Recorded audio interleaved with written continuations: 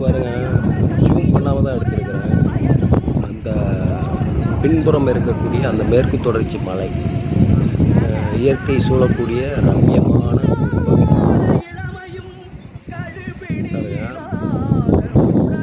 நம்ம நிற்கக்கூடியது ஒரு முருகன் கோவில்.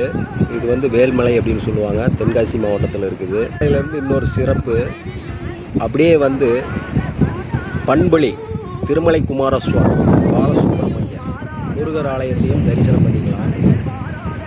முருகா போற்றி. அப்படியே பார்த்தீங்கன்னா இங்கே வருங்க வியூ தான் எடுத்துக்கிட்டு இருக்கிறேன். பாருங்க, இதுதான் மேற்கு தொடர்ச்சி மலை.